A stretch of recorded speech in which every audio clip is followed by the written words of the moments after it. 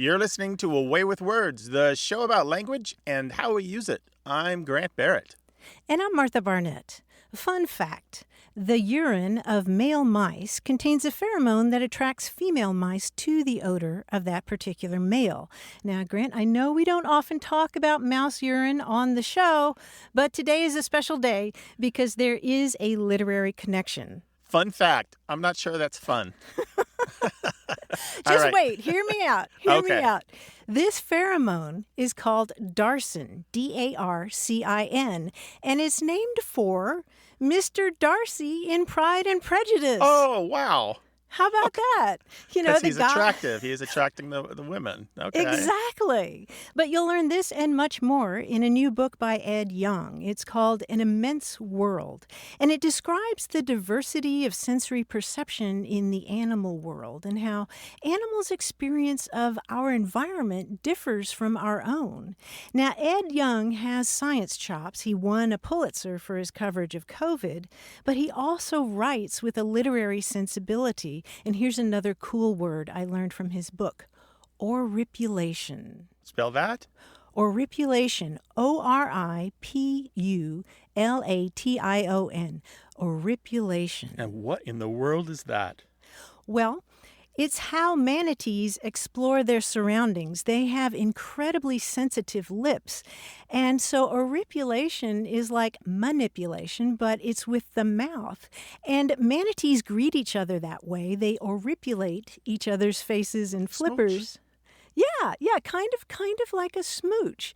And at one point, Ed Young describes climbing into a tank with a manatee named Hugh. And he writes, "Reader, Hugh oripulated me." That would be amazing. I would like to try that. I would like to meet a manatee, first of all. Wouldn't you like to meet a manatee? Yeah, he talks about looking down and the manatee is doing the manatee version of zoomies, whatever that is. Right, running back and forth, swimming back and forth. That's very cute. But kind of slow, I think. But anyway, I think you'd also really like this book, and I'm going to talk about it a little more later in the show. That's fantastic. And Ed Young's book is called An Immense World. We'll talk about Ed Young and An Immense World later in the show, and of course, we'll link to it on the website.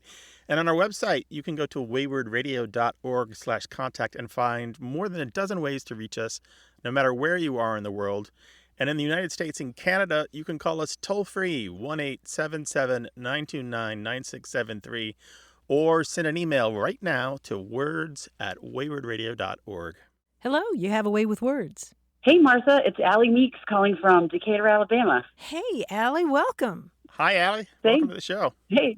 And so I had a question for you guys, though, about a word that my mom used to use when we were kids. All right, fire away. Yeah, so she used to call us Snicklefritz when we were kids. And it was something that she called us when we were being selfish or just kind of a little turd, like kids can be. And she usually used it at one of us, not like you're being a Snicklefritz. It was more like a name. So, for example, okay, Snicklefritz, the world does not revolve around you. Or if you choose that, Snicklefritz, that's a really bad choice, or something like that. And my mom is originally from Wisconsin and kind of all over, but her dad was a Beck, so he was from Germany. And I thought maybe it sounds kind of German, so I thought maybe it might be a little German name that we know nothing about. Yeah. Ding, ding, ding, ding, ding. There's the winner. Winner, chicken dinner. The Wisconsin heritage and the German heritage right there puts you firmly in the Snickelfritz territory. Congratulations. Yeah, you win. Here's your prize. An answer. So Snickelfritz or Snickelfritz is several different ways it's been spelled in the United States. Two common ways, Snickelfritz and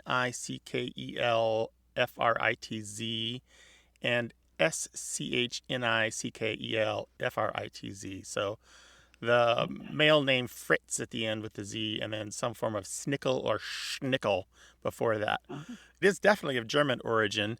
The Schnickel part is where there's a bit of a mystery here. The etymology that's been proposed by the Dictionary of American Regional English is that it means a little boy's wiener.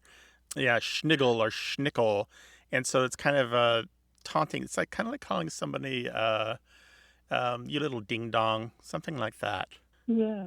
So, but it has been used many, many times over the years to call somebody a scamp. It's not horribly offensive at all. It's just, it's kind of a like, I can't say that, but you little, you know, there's a, just, like, you might, Snicklefritz.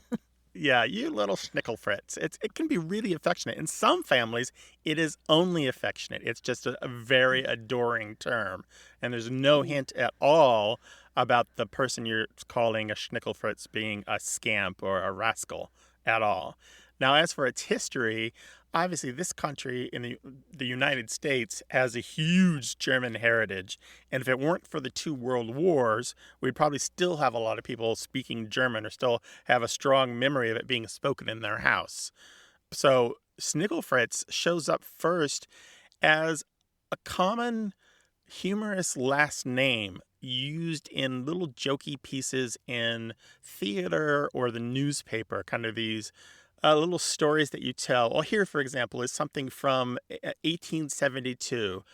The gentleman who turns the machine that prints this newspaper rejoices in the name of Isaac Jordan Stringward Snickelfritz Smell Fungus, which is clearly a made-up name. So somebody who works in this newspaper is making fun of somebody else who works for this newspaper. I wonder if they just like slipped that in there to make fun of their coworker. There's another a bit in a newspaper from 1860. It's saying, why don't people change such outlandish names as Hornblower, Snickelfritz, Pumpkinseed, Dunder, Struckhausen, and the like? So again and again and again, in its earliest uses, Snickelfritz is either a funny name or it's meant to represent people of German heritage. And it's not really until much later that it starts to show up as just a kind of a general name for a kid.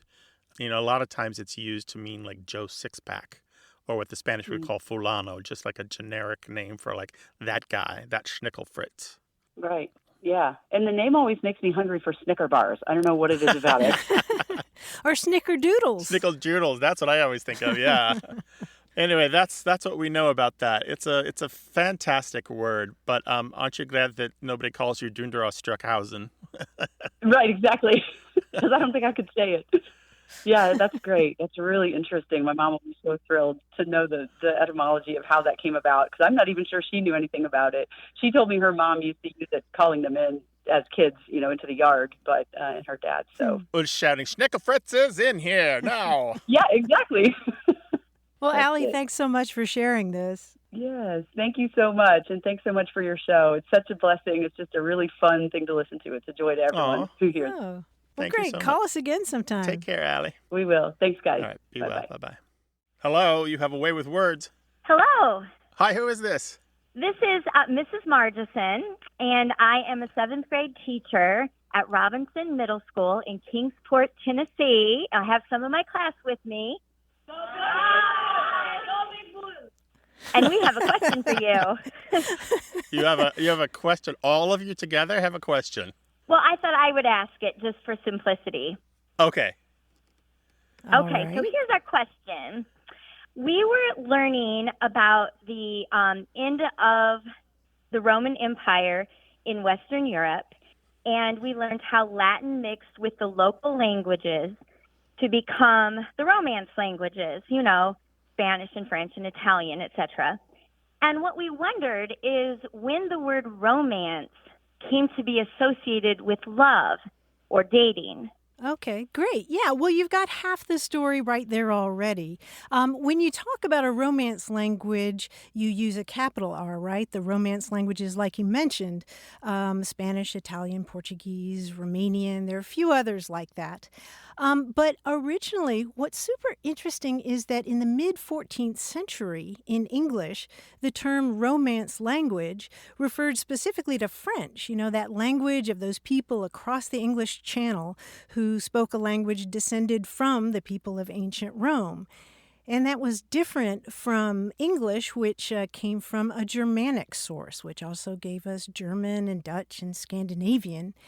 And here's the key. In the Middle Ages, we see the rise of stories that are told purely for entertainment. You know, they're not for religious education. They're not in the language of the church, which was still Latin. And they're these medieval tales that I'm sure all of you have heard about, knights in shining armor and fair maidens and the noble ideals of chivalry. And a lot of these came from Old French, where the word for this kind of verse narrative was a romance, that is, a story that's told in the language of the common people there.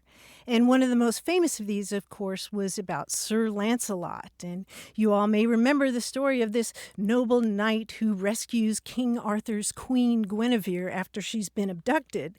But the problem is that Lancelot falls for her. And that's a big difficulty because she happens to be married to his king, King Arthur. Problems ensue, and it gets even worse because Guinevere eventually falls for him too, and so you have lots of different versions of this story. But by the 17th century, this word romance in English came to mean any kind of love story. It didn't have to involve knights in shining armor, but it came to mean, you know, a love story, the kind of thing that involves those butterflies when you get special feelings about somebody. Oh, very interesting. Very interesting. Thank you. That makes sense? That does. I appreciate that. Thank you all so much. Thank you, Sure Mrs. thing. Margerson. We appreciate it. Bye-bye. 877-929-9673.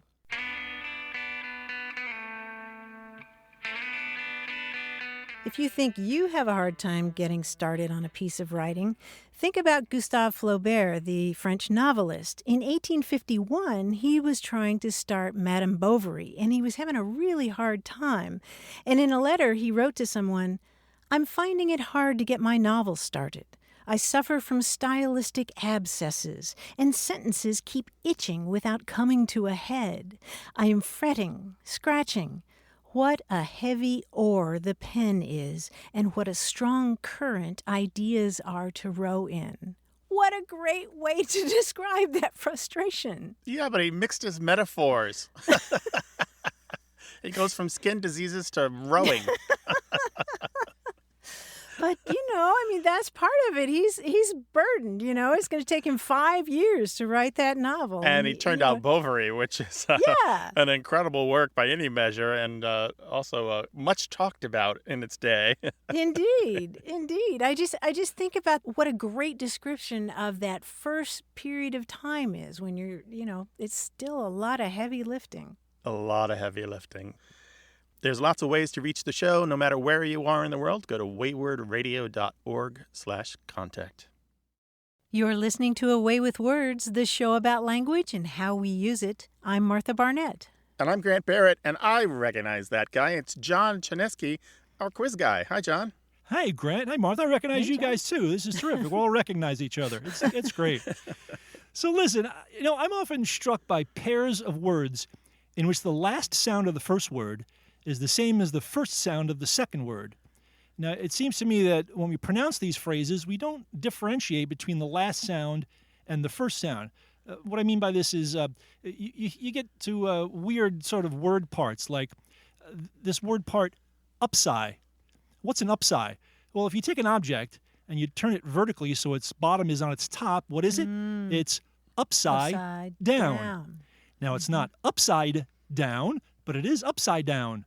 It is sort of smushed together as like a sort of a portmanteau overload that way.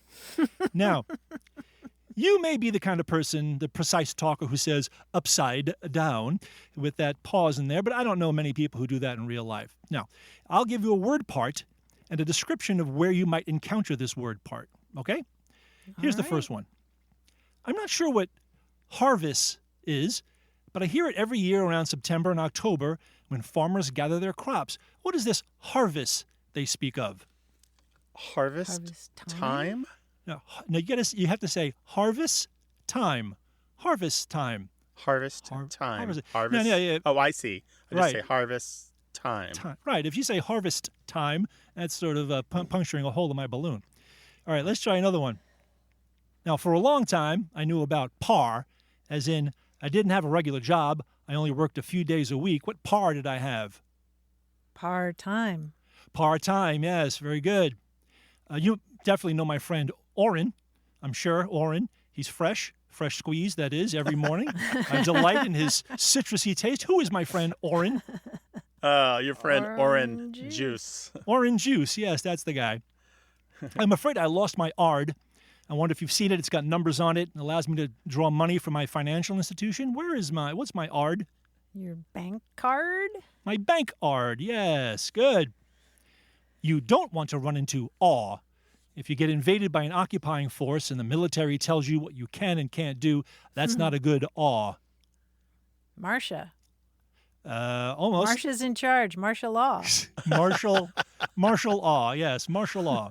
Oh, that's funny because you can work that both ways. Yeah, you can. You can go both ways with it, sure. I actually like re. When I'm driving on the highway for a long time, I need a break. I enjoy a nice re. A rest stop. Yeah, that's right. A re stop. Now, just blame it all on your HR. Your feelings, your behavior, the way you think and react, it's all a product of your HR. Human nature. Human nature. Yes, that's it. Be sure to keep an eye out for ois. They say you should avoid it in speech and writing. What kind of ois should you avoid?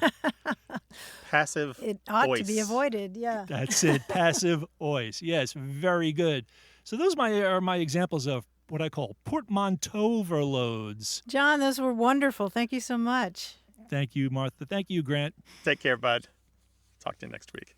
Talk to you then. Bye-bye. And if you'd like to talk with us, give us a call. We'd love to talk about any aspect of language whatsoever with you. Call us anytime, day or night, 877-929-9673, or send your thoughts in email to words@waywardradio.org. Hello, you have a way with words. Oh, hi. How are you? Good morning. Hello, how are you? Good morning yourself. Who is this? My name is Adam. I'm calling from Chicago. Hi, Adam from Chicago. Welcome to the show. What's on your mind today, Adam? Well, I have this word that I had heard in my youth, and I hadn't heard it very often through my teenage years and so on. But the word is tchotchke. The best definition of it that I can come up with is something like knick-knack, but it really can refer to any small individual items or trinkets or whatever. Mm-hmm. And have you tried researching this? I haven't researched it too awful much, but I know that I've lived in various parts of the country, and I've nary find of anybody that actually has heard the word before. I had always been told that it is basically Chicago slang, which would make sense because it sounds Polish, and there's a very sizable Polish population in Chicago, and so that's my assumption, is that it must come from some Polish word. Although the reason why it came up for me to have the impetus to call the show was that I was watching a cartoon called Archer, where they used the word on that show, and the creator of that show is from North Carolina. And so now I have absolutely no idea what the genesis of this word is. Oh, wow. Adam, so tchotchke. Boy, have we got news for you. Okay. Well, you're definitely onto something with the Polish or just a Slavic origin of this term in general. It's a hard one to research if you don't know how to spell it, though. That's why I was asking. It's a Yiddish word. It can be spelled several different ways. tchotchke, tchotchke. Sometimes it spells chotchkie, or even tsatske. Tchotchke appears to have Slavic origins, and you'll see similar sounding words in different languages such as Polish, where it's tzotsko, and Russian, where it's zatska. They all mean the same thing, a little trinket or plaything. It's also been used to apply to an adorable person, especially a small child, a little tchotchke. That's a lot wider of a berth than I thought at first that this would come from. Yeah, if you're around anybody with any kind of connection to Yiddish, you'll probably hear this term. But yeah, it's the kind of stuff that you get, like you go to a conference and you get a swag bag and they have a thumb drive and a yellow highlighter and maybe a little flashlight on a keychain. Or I also think of tchotchkes as, those things when you go to visit your grandmother and she's got those dusty shelves and there are little figurines on there, or little souvenirs that she picked up over the years, or at a yard sale or something, and maybe she really ought to get rid of. But yeah, those are tchotchkes. Right. Well, I work in retail, and I work at a cheese counter in a grocery store, and we do a lot of full wheels of cheese that we'll cut down into pieces. But every now and then you get these small little, mini brie or something like that, and I like to refer to those as tchotchkes. That's how I use it in my normal everyday language nowadays.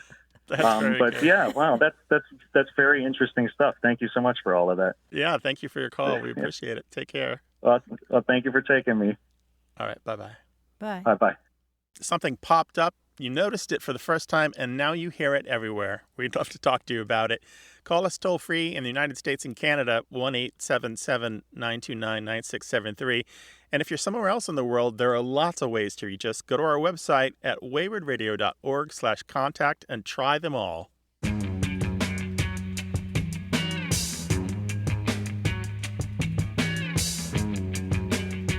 In parts of Appalachia, if you're buying gingerbread, you may not literally be buying a baked good. Buying gingerbread is an old expression for vote buying because in the past, politicians often bought gingerbread cakes from elderly women and distributed them to people in hopes of getting a few extra votes. Oh, wait, so were they buying the votes of the women whose cakes they bought, or buying the votes of the people who they gave the cakes to, or both? Both. They got the goodwill of the gingerbread bakers and also anybody who received a free piece of gingerbread. How about that? Buying gingerbread. That's a good one. I don't think I knew that one. Yeah, I learned that from the book Our Appalachia by Laurel Shackelford and Bill Weinberg. Well, we will take your gingerbread. You can vote for us, too. 877-929-9673. Hello, you have a way with words. Yeah, is this Martha? This is Martha. Who's this? This is Jack Cook. Well, I'm Jack Cook. I'm from far western North Dakota in Sentinel Butte, which is about 10 miles from Montana. Well, cool. What's on your mind today? Well, I've used a word around here, and other people use this word that means a lot of different things. The word itself is outfit. And, for example, my granddaughter just graduated high school and went to work at a hotel down the road. And her dad helped her get a new outfit, which is a new car. And she wanted a car for the winter to drive through the snow and all that kind of thing. But an outfit could be, I guess, the new clothes she needs for work. But around here, everybody says, well, you got a new pickup or you got a new outfit. So the outfit could be car or tractor or clothes, or maybe clothes for Halloween, a new outfit. So I was just wondering if you've heard that from a lot of places, or is it up here in Montana, North Dakota? Yeah, when you said she was shopping for a new outfit, I was picturing her going in and out of dressing rooms and putting clothes back on the rack and trying to decide. That's the way I thought, but no. Around here, everybody says they're getting a new outfit, but it could be anything. How about that? Yeah, this is an interesting one. It's very much a Western word. From where you are through the mountain states, you're going to find this in that part of North Dakota, Montana, Wyoming, Utah, maybe other nearby states, although I don't have evidence for that. It's a natural outgrowth of that word outfit that refers to a group of people working or hunting or traveling or herding or exploring together. It's firmly an Americanism. It comes from working in the West. I've heard of an outfitter that does takes people on hunting trips. He's an outfitter. There we go. That you're plugging right into the story of this word, because what that outfitter does is they equip all of those people, right? They equip them with gear, and they may equip them with transportation. And so the noun outfit comes from the outfitting you might do originally, very originally, to a ship or regiment or an expedition. So outfitting was equipping the group with the equipment. And then that word outfit became the group. That word changed. It became the group that used and carried the equipment rather than the equipment itself. And then, in the case of some of the Western states, outfit became the vehicle that carries the equipment and personnel. So this is what we call transference, where the word is borrowed again and again to slightly modify. So outfit goes from being the verb of what you do to being the group that does something with some things to being the things themselves. And in this case, it's the thing that carries the equipment and the people. So it's really a natural progression. You think about it over a couple hundred years. And so when we talk about, oh, so-and-so runs an outfit over there, they got about 1,000 head of cattle, that's related as well, because it's talking about, and we're not talking about just him alone, but we're talking about his team of people, his equipment, his land, the whole operation. And so that's kind of an earlier form of that word outfit. So it's all related. There probably was a time in there, and I have not been able to track it down, where outfit before automobiles would refer to somebody's wagon or the wheels pulled, whatever kind of wheels he had pulled by horses. I love that this word outfit is connected to several hundred years of history of the growth and settlement of that part of the country. That's good to know. Yeah. And it's funny how people use it. Different parts of the country use it a different way. That's right. We may be one people, but we speak more than one English. Yes. Very true. Yep. Good. All right, Jack. All right. Take care. Thank you for your call. Yeah. Thanks a lot. All right. Be well. Bye, Jack. Okay. See ya. Thanks. If you want to talk about language, call us 877-929-9673 or send your stories to us in email. That address is words@waywardradio.org. Hi, you have a way with words. Hello, this is Pete from Minneapolis. I'm originally from International Falls, where the question comes from. Okay, Pete from Minneapolis. Let's hear it. The word canooper. I heard it in my hometown about how it was used. Was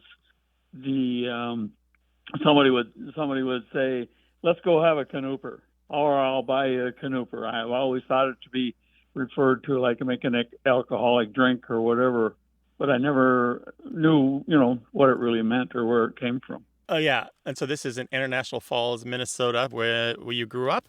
Yes. And so about how long ago do you think you first heard it? Many, many years ago. I'm 75 years old right now, but it was while I was growing up there. Okay. Well, it's interesting. This term isn't listed in any of my dialect or slang dictionaries. It's very strange because usually they're very good on language for alcohol and alcohol consumption because it's just one of those things that's so productive. Slang lexicographers tend to have an ear and an eye for it. So I have done some digging on this, and we've actually had a couple listeners to the show ask about this over the years.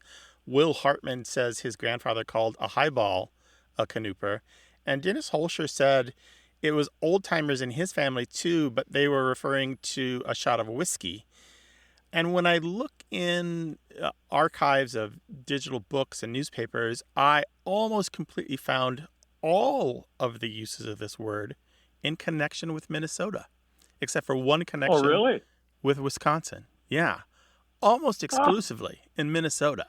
So it looks like a Minnesota term. So canooper has been spelled Canooper or Kanupper. Are variations on the theme, but canooper is how it looks and how it I guess it sounds like you're saying it. But there's one intriguing fact that I found that I'm going to share with you, that it's a possible origin, just possible. It's the best I could have got for you. Did you ever watch a fishing show by a fellow named Red Fisher? I can't recall. Okay, so Red Fisher was an American who had a television show, however, on Canadian television from 1963 to 1989. And it was very popular show. I don't know if this was ever broadcast in Minnesota. I'm just speculating because sometimes Canadian programs are broadcast in the United States too. They're carried on public television. He tells this interviewer in this book, Vicky Gaboreau, who worked for the Canadian Broadcasting Corporation, that he coined the term. He says he made up the term canooper for a fisherman. Oh. Yeah. That's what he says. Funny. He did it. So this book was published in 1987, and he says he made it up years ago. And that's the only information I have about the possible origin. And Red Fisher was quite a character. But his show was hugely popular, so popular that it spawned all kinds of imitators and parodies and that sort of thing. Uh-huh. Okay. Yeah. Well, I have to take your word for that. Well, it's not my word, it's his word. Oh, okay. Yeah, that's true. Because the earliest use that I have of the word in print, where it's clearly referring to an alcoholic drink, is the 1970s, which is very strange to me. Oh. Yeah, because I feel like it should be older, given that a lot of the places where I first find it in print is obituaries of people born in the 30s and the 20s. Right, who like to have a canooper of brandy. Who like to have a canooper. Yeah, a lot of these obituaries say, have a canooper in honor of so-and-so, and their birth dates are like 1938, 1921. Oh. One of them was 1918. But they're all from Minnesota. Yeah, I was going to say, Pete, I would be very interested to hear if any of our listeners who don't have a connection to Minnesota have used this term, canooper, for a drink. Buy you a canooper. I haven't run into anybody that really can tell me, all the things that you're telling me. That's for sure. Well, I've got resources and I've got patience, and I'm as curious as a cat. So. All right. Very good. Pete, we really appreciate you calling us about this, and if we find anything more, we'll be sure to blurt it out on the radio show, okay? Oh, thank you very, very much. I appreciate it. It's our pleasure. Take care. Okay. Bye-bye. Bye, Pete. If you know this word in reference to a drink of alcohol or something similar, let us know, words@waywardradio.org, or you can call us toll-free in the United States, including Minnesota, 877-929-9673. You're listening to Away with Words, the show about language and how we use it. I'm Grant Barrett. And I'm Martha Barnett. Earlier, I mentioned the wonderful book by Ed Young called An Immense World, How Animal Senses Reveal the Hidden Realms Around Us. And it's about how there are lots of ways that animals perceive the world, a lot of different ways depending on what kind of sensory apparatus they have. For example, a dog's nose is far, far more sensitive than our own. And a bee can see ultraviolet light. And a catfish has taste buds all over its body. And I wanted to share just one quick example of Young's writing. He writes about scallops and their optic systems and a scientist who studies them. And he writes, Daniel Spicer never thought he would spend his career trying to empathize with scallops. When he started graduate school in 2004, he thought about them the same way most people do, as lumps of meat on a plate. But those appetizing pan-seared lumps are merely the muscles that scallops use to close their shells. Look at a full living scallop, and you'll see a very different animal. And that animal will see you too. Each half of a scallop's fan-shaped shell has eyes arrayed along its inner edge, dozens in some species, and up to 200 in others. In the bay scallop, the eyes look like neon blueberries.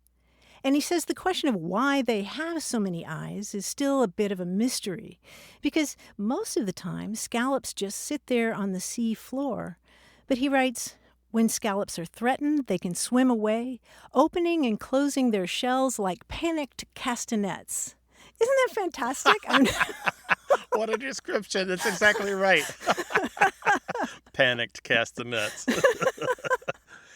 I just love that the book is full of these kinds of analogies. And again, as I said, it's really science with a literary sensibility. In fact, the title itself refers to lines from William Blake when he's writing about the limitations of our own senses. Blake wrote, "How do you know but every bird that cuts the airy way is an immense world of delight?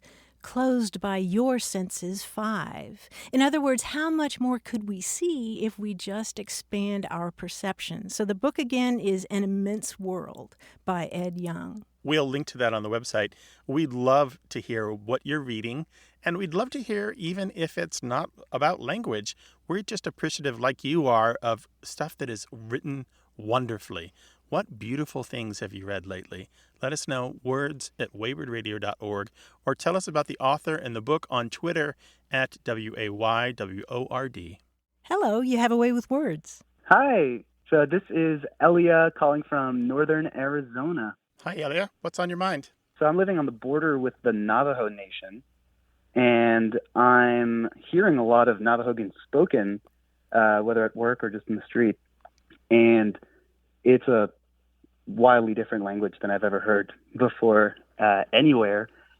And I'm also realizing that I'm not understanding whether it's like a question, just a statement, and not getting the like tone of the phrase at all. And so I know that like in music, like consonance and dissonance like differs based on the culture.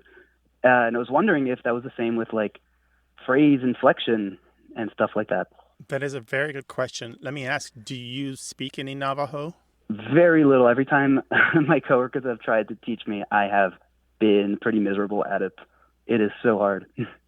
Okay. So you didn't grow up speaking it. Do you speak any other languages besides English? Yes, I grew up in France, so I grew up speaking French and learned English kind of as a second language. But yeah, I've been around a lot of languages, and at the school I went to, like Arabic and Spanish, German, French, English. But this has been just completely new. It's really good that you have this other language experience, not only being fluent in 2 languages, but having encountered other languages, and especially that you've encountered other non-European languages, such as Arabic, because you already have enough experience understanding that tonality, that is, the tones of a language can be very different. And Navajo, of course, being completely outside of the Indo-European tradition, has very different tonality. And so that's why you're not picking up those tone clues. Almost all of the European languages have very similar tonality. We're leaving out things like Basque, for example, that is outside of the isolates like Basque. So a question generally will sound like a question, and anger will generally sound like anger, and the pauses will generally sound like pauses.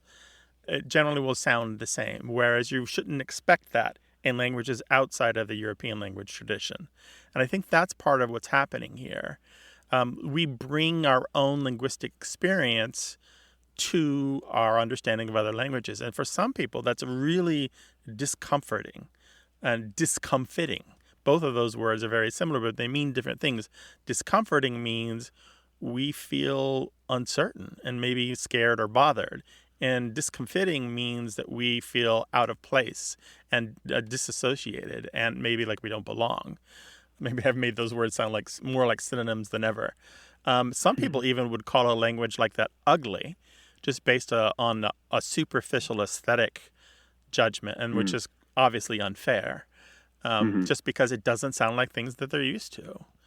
It is normal to hear a language that has a different kind of tonality and feel like you're not getting any information at all, especially because you don't speak it. It's absolutely normal. If you're going to continue in this environment, Elia, I would encourage you to find a skilled teacher and take formal classes. Even online would do, but face-to-face is better, because you will find that a skilled teacher will bring gentleness and humor and consistency to the language. And it makes so much more difference than the catch-as-catch-can method that you're doing now.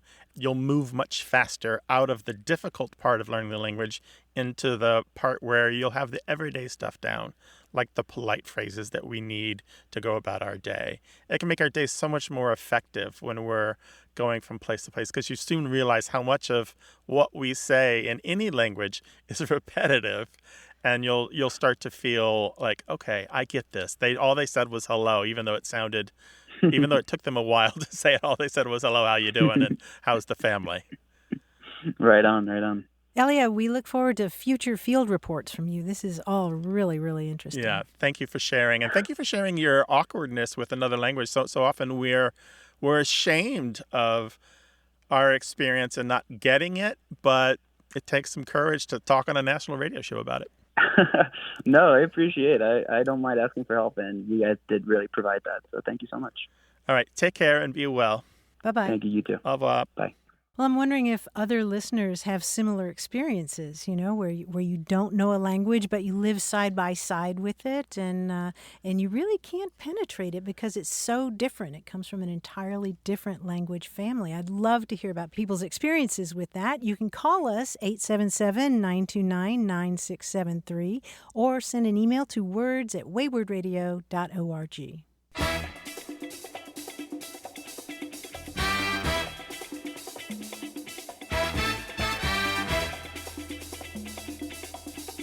Grant, I don't even remember how I went down this rabbit hole, but this week I was reading about mocap and mocap slang, mocap being short for motion capture.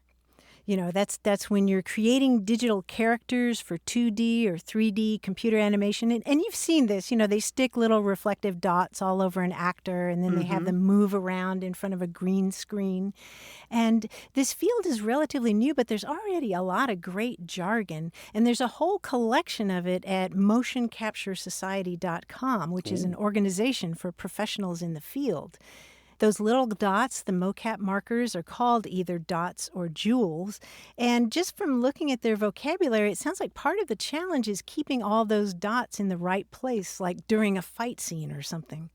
One of those expressions is marker doon, and that's what the crew yells if a dot has fallen off of an actor. And another one is hitchhiker. That's when a marker is transferred from one actor to another but hasn't fallen off yet. And another one I really like is fear stick. The fear stick is a pool noodle at the end of a long stick that's used to hit actors to make them react appropriately during shots. But wait a second. I want to go back to marker doon. It's not marker down? No, it's marker doon. So were they imitating a Scots accent? I don't know how that arose. This could be this could be a good assignment for you, Grant. That's fantastic. I love insider lingo, particularly if it's got a little bit of humor to it. Right, motioncapturesociety.com. And these terms do check out. I've looked them up elsewhere. Go to our website at waywardradio.org, where you'll find hundreds of past episodes that you can listen to your heart's desire. Hello, you have a way with words. Good morning. My name is Lucy. From, Hi, Lucy. Suffolk, Virginia. Virginia is for lovers. Virginia is for lovers. Welcome to the show, Lucy. My word is when somebody goes to the doctor and they're very hypochondriac, Hypo, I believe. Mm-hmm. Why aren't they hyper, Hyper, like hyperthermic or hypothermic? And that's my question. Well, I'm really excited to talk about this because it involves Greek prefixes, which I love talking about. And there are two different Greek prefixes here, one of which is huper, which means over, and we get hyper from that. And the other Greek prefix is hupo, which means under. And so the hyper with hyper, meaning over, is part of words like hyperactive. You're overactive. Or right. If you're hypersensitive, you're overly sensitive. And the hupo, the hypo in English, hypo, means under. And as you mentioned, hypothermia is a perfect example of that. It's like being underheated, basically. Or think about the term hypodermic. If you're in the medical profession, you know that hypodermic is a needle that goes under your dermis, under your skin, hypodermic. So two different beginnings there, hyper and hypo. And the other part of the word hypochondria comes from the Greek word chondros, which means gristle or cartilage. And this is really cool because specifically in Greek, it refers to the cartilage in the breastbone. And under the chondros, under the cartilage of the breastbone, are the organs of the upper abdomen behind the ribs that include the liver and the gallbladder and the spleen.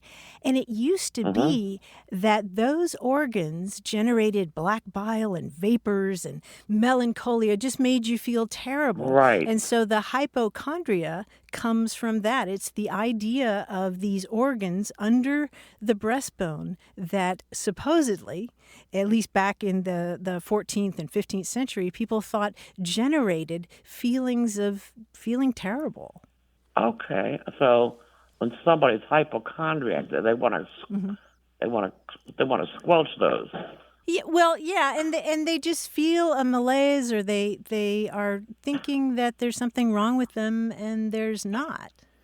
So under the cartilage was the source of this illness, and that's kind of how it's connected to the idea that hypochondria is about feeling ill today. Oh, okay. Okay, well, I'm going to think of some more words. Well, please do, and call us again, Lucy. We'd love that. Yeah, we appreciate it. Okay, bye-bye. Bye-bye. Bye-bye. Bye, Lucy. Hi, you have a way with words. Hi, this is Star Scherzer. I'm calling from Santa Claus, Indiana. Oh, Santa Claus, Indiana, right there in southwestern Indiana, right? Yes. Yeah. What's on your mind? As a youth, my grandfather always called me Snooksy. And my dad picked that up. And so one day I asked my dad, I said, what does that mean? Why do you call me Snooksy? And he said, well, it's a name that your grandpa gave you when you were little. And he said, I don't know what it means. He said, the only thing he could reference it to is that there used to be a cartoon, and the girl in the cartoon was named Snooky. Snooksy. Snooksy. Yeah. So do you go by it now? Do people call you that now, Star? My dad does yet, and he also calls my daughter that once in a while. But that's what my grandfather always called me. Sounds pretty affectionate. Yeah. Yeah, that's a nice. What did you call him back? Grandpa. Just Grandpa, nothing like Pawpaw or anything like that? No, it was always Grandpa. Yeah, Snooksy. Snooksy. Snooksy, something like that? I would say, I don't know. I never even knew how to spell it. It was just, one day it was just like, why do you call me that? Yeah, what does that mean? We often have those questions occur to us much later about something we've used all along. I have a different theory. I don't know anything about the comic. You said it was a cartoon, like an animated cartoon? Yeah, like a comic strip. Comic strip. Yeah. I don't know anything about that. A young woman named Snooky in a comic strip. I think there's a better source for this, something far more common. And I think some of our listeners probably know where I'm going with this. There was a famous character named Baby Snooks, portrayed by Fanny Brice on the radio starting in 1936. Okay. Fanny played a devilish little girl, always up to trouble. She was a huge brat. And I'm not saying this about you, Star. Well, they used to tell me I was that little girl with the curl in the middle of her forehead. So. So when you were good, you were very, very good, and then what happened? Yes. And when you were bad, you were very bad. You were horrid. This show was hugely popular on the radio, and it ran until Fanny Brice died in 1951. It ran basically until like a week before her death. It was loosely based on a comic strip that had a baby named Baby Snookums, but that comic strip was never very popular. Snooks is short for Snookums, which is a pet name, and even now people may call people Snookums, but it's part of a sweet name, a hypochoristic, an affectionate name, sometimes reduplicated as Snooksy Wooksy. Okay. Yeah, so that's what it is. It's part of a super sweet name. And we have many sweet names like that, like Lamsy Wamsy and Hun Pun and Ism Wism. Yeah. I have heard Snookums before, and I don't ever remember it being referenced, as to me, but I do remember hearing people call them Snookums or, Well, that is so neat. Thank you. Yeah, sure. So that goes back at least to the 1930s in some form or other. Well, answered a question for me. We try, Star. We try. Thank you for calling. Bye-bye. All righty. Bye-bye. All righty. 877-929-9673. Our team includes senior producer Stephanie Levine, engineer and editor Tim Felton, and quiz guy John Chinesky. We'd love to hear from you, no matter where you are in the world. Go to waywardradio.org/contact. Subscribe to the podcast, hear hundreds of past episodes, and get the newsletter at waywardradio.org. Whenever you have a language story or question, our toll-free line is open in the U.S. and Canada, 1-877-929-9673. Or send your thoughts to words@waywardradio.org. A Way with Words is an independent production of Wayward Inc., a nonprofit supported by listeners and organizations who are changing the way the world talks about language. Special thanks to Michael Breslauer, Josh Eccles, Claire Grotting, Bruce Rogo, Rick Seidenworm, and Betty Willis. Thanks for listening. I'm Martha Barnett. And I'm Grant Barrett. Until next time, goodbye. Bye.